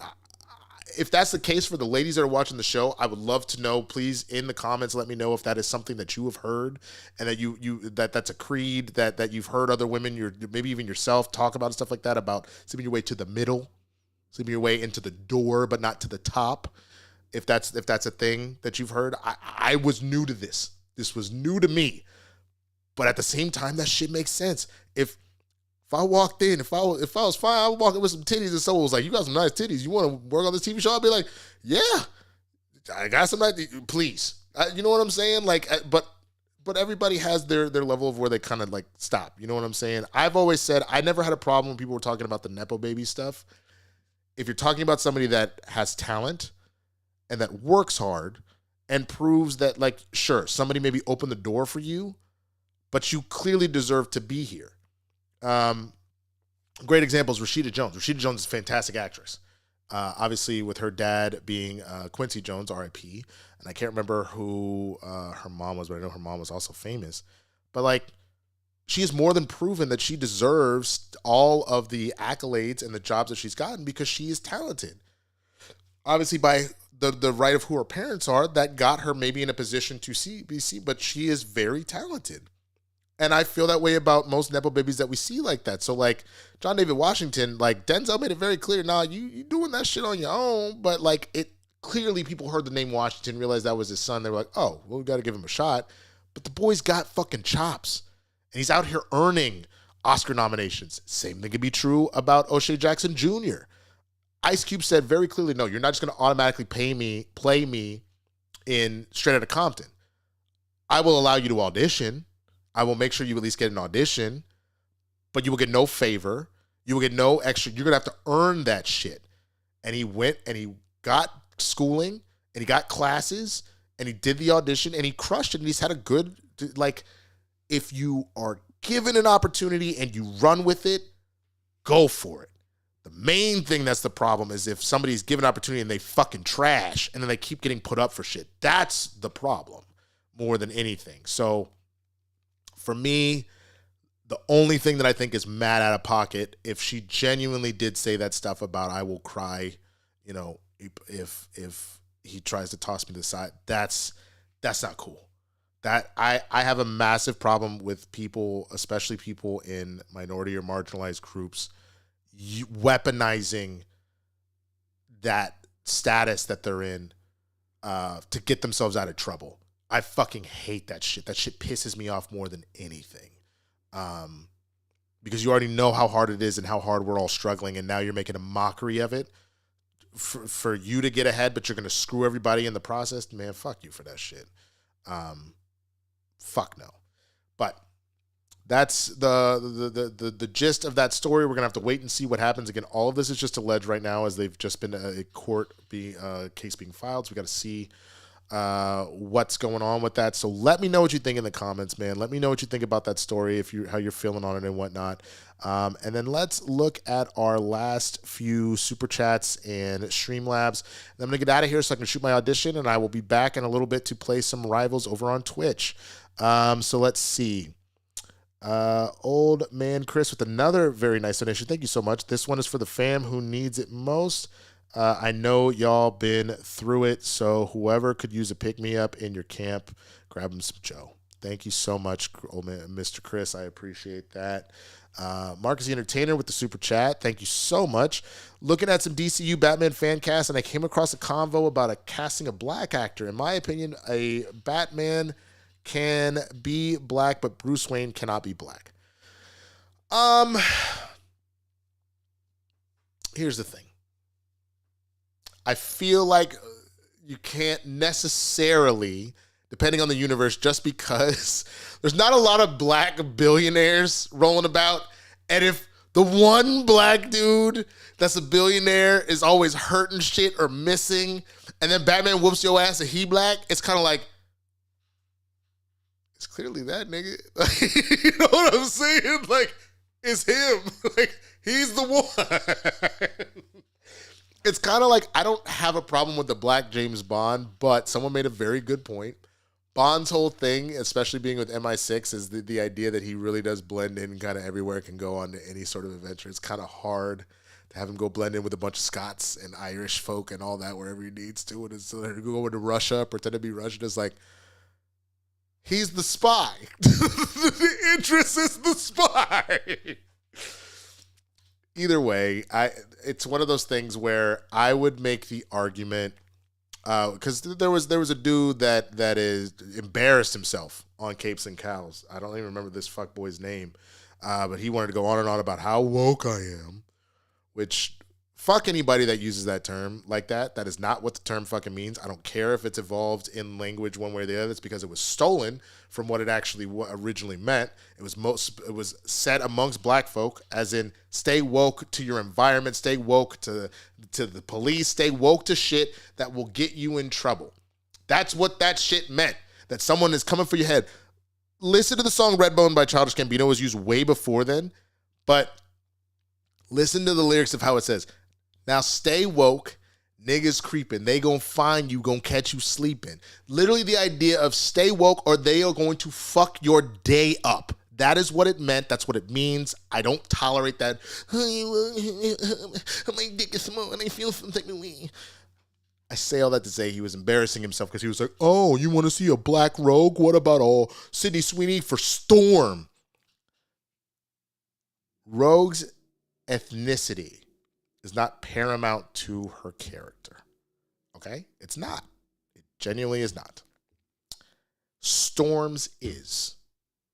She's a black African woman specifically, so that it's paramount to her. It wouldn't make sense for T'Challa to be white. He is from an undisturbed African country. So of course he would need to be black. He is the king of that of that land. Now, if there was a non-black king of Wakanda, and you have the White Wolf, which they kind of bastardized a little bit and made it Winter Soldier, where you actually had essentially a foreigner Panther brother to T'Challa, kind of like adoptive brother into there, and that storyline. If you wanted to do that, that's completely different. And the idea of potentially a white person that was adopted into Wakanda being the king, sure, that would make sense. But T'Challa, it doesn't make sense because it's paramount. His race is paramount to his character. And that's the thing.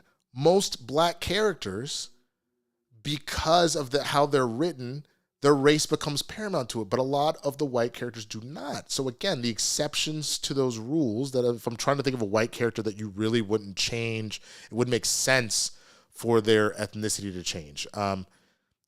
There's a part of me that kind of agrees with the Bruce Wayne, unless you're dealing with another world, just based off of the white privilege, you wouldn't have had a family that rich like that and stuff like that, unless the world is different. that makes a little bit of sense. Superman, it doesn't fucking matter. He's an alien. Wonder Woman, in my opinion, doesn't fucking matter, though you do have Nubia, and I would rather just have a Nubia character than making Diana black, but you could, because she's from an island where there's all sorts of races there on that island. All it is that she's a goddess. That's it. She's a god. She's a demigod. Doesn't fucking matter. You know what I'm saying? Doesn't matter. It's not paramount to the character. So that's the thing. That's literally the thing. So anybody that tries to make that silly ass argument, like when they try to do with the Little Mermaid, I think it's a fictional fish. And if anything, the Little Mermaid takes place in the Caribbean. So it actually would maybe make sense that it would be a fucking black Little Mermaid. There should be a Caribbean ass Little Mermaid, bruh. But the fact that Triton was fucking, and he was fucking from all the 7 seas, that's why he had an Asian mermaid daughter, he had a white mermaid daughter, like a Nordic one, like all the different daughters of Triton and shit. It made sense. The 7 seas, my nigga. Anyway, that was a very long answer to your super chat because I'm not on the same timetable as we normally in Capes and Cows, but again, I am going to get out of here in just a second. And then Mark Brewington also donated one, thank you so much, who says, will we ever revert Wanda as a mutant again? I wish we would, but I don't know if we will. I think just kind of where they're moving, they did that to kind of kneecap the X-Men because they didn't want them at the forefront quite as much, but I don't know if we ever will. So it is what it is, man. Okay, let me check some other stuff real quick. Amy had to dip. Stay safe, everyone. Thank you so much for coming through. Almost midnight for Wicked Art, so he took off. Thank you. I appreciate it. You Rogo should try to do funny really be Obama and Trump. That would be funny. Okay, so funny gets you in the door, but you got to back it up. Exactly. It's funny you mentioned that. So the funny gets you in the door type situation. This to me applies, again, we talked about Nepo babies in general. My dad used to say this about dating. I don't always listen to my dad when it comes to any sort of dating stuff because, the man's been married, divorced 3 times. It is what it is. But the one thing he says, and I think everybody kind of agrees with this, and Joy said that, you got to be fine enough, funny enough, or financially secure enough to have that whole situation. My dad's saying is a woman's got to be fine to play, but she got to be smart to stay.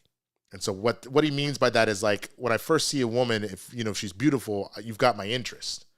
For me to then fully pursue you and be into you, then when I start talking to you, you got to be intelligent and keep up and all that kind of stuff. I don't think anybody would disagree with that. I think that's some real shit in life. You may have a familial hookup, a friend hookup, a romantic, whatever, in any sort of situation, not just dating, but like trying to get a job or whatever the fuck it is. But you got to bring that sauce. I think it is totally fine to be pissed off if somebody is shitty at their job and they keep getting chances. But if somebody is given an initial shot because of some sort of hookup in one way or the other, whether it be their looks, their money, their connections, whatever, if they bring the sauce, whether it be in dating or the job, then they should be able to do whatever they want, man. I'm fucking here for it. Oh, that's interesting. Stan Lee made Bruce Wayne a black wrestler turned millionaire in his DC run, and Wonder Woman a Latina. I love it. I fucking love it, man. And there you go. I didn't even realize that Rogue originally was black to look like Grace Jones. Yes, that Garrett guy, Mike Joyce, he's a fucking idiot. Peggy Lipton was Rashida's mom. Okay, bet. Rogue was originally black to look like Grace Jones, so they changed it. So there you go. And a lot of people don't know their comic history, and that's something that I apparently did not know myself. So let me check real quick because I made a promise. If we hit our goal here, so I see 4 super chats. 1, 2, 3, 4. And then let me make sure that I got that right. And then I see 1, 2, 3, 4, 5. Ooh, we are one away from that AMA this week. If anybody feels so inclined to throw one more as I kind of wrap this up here, then I will do that AMA this week. But I do want to just give you kind of a rundown of what will be coming to the channel before we get up out of here. Again, first of all, I want to thank each and every one of you that was here for this live edition of Blerd Breakdown. I want to thank every single one of you for the well wishes on what has been a very rough week with the fires and the evacuations and what that's been for mental health and safety and all that kind of stuff, man. It was pretty wild, but I'm glad we made it to the other side here. We're still in the thick of it. I was very happy. A lot of y'all know on my birthday, I made some homeless kits with folks, and we took some of those. Do you have a setting turned on so people can leave a super chat during replay? Is that a thing? I don't know if that's a thing. If that's a thing, I believe it's a thing. I trust you, Cheryl. It's good to see you. I didn't even know you were in here. Sending positive vibes out to everyone. Good to see you. But I will make sure that that's the case. So if I do see that, someone posts one after the fact, then yes, we will include those as well. But those homeless kits, I was able to give that to a buddy that was doing a drive for folks that have lost everything. Super thanks. Yes, super thanks does it. There it is, Matt. Thank you. You lucky I love you, biatch. Thank you so much is what Matt Thomas says. I appreciate that. So we will schedule an AMA later this week. I love it. So thank you for that.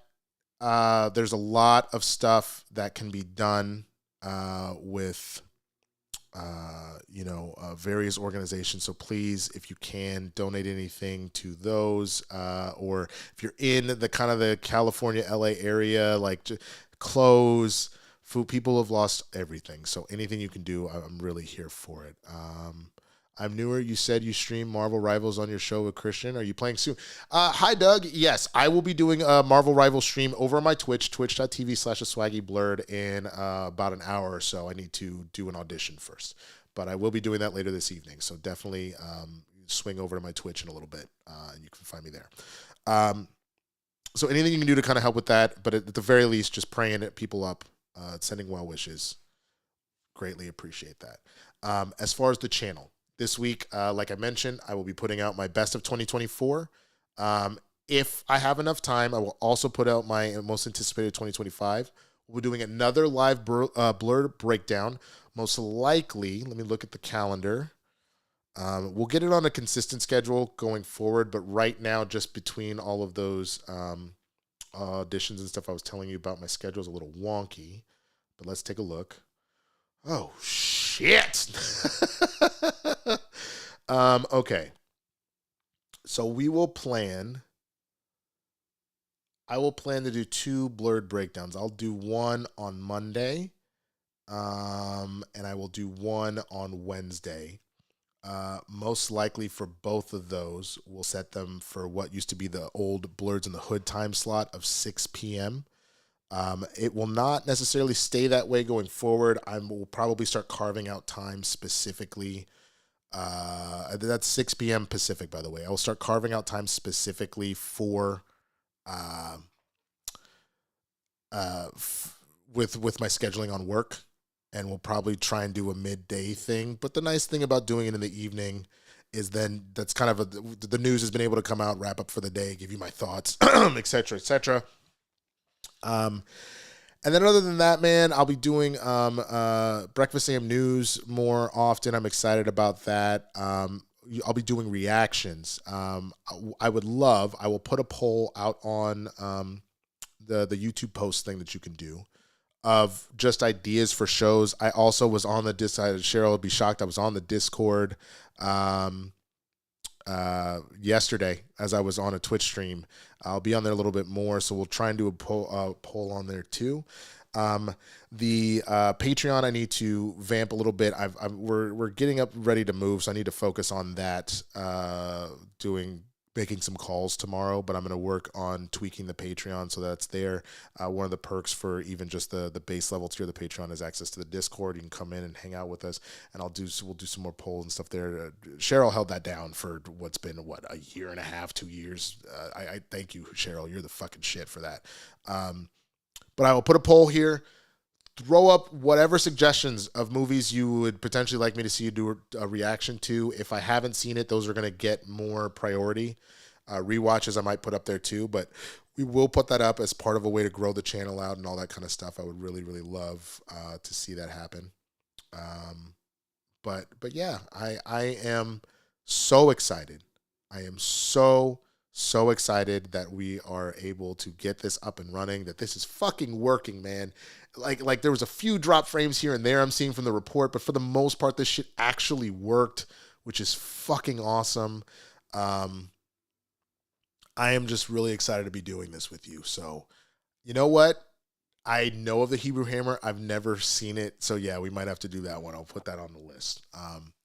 But with that, I just, again, want to thank each and every one of you for being here. Subscribe to the channel if you haven't already. And I will, if you're watching this on the replay, look out, watch one of these other videos over here. I will see you over on Twitch in about an hour. Call it 90 minutes. I will announce on Twitter when I'm doing it. But I will see you over on Twitch to play some Rivals tonight.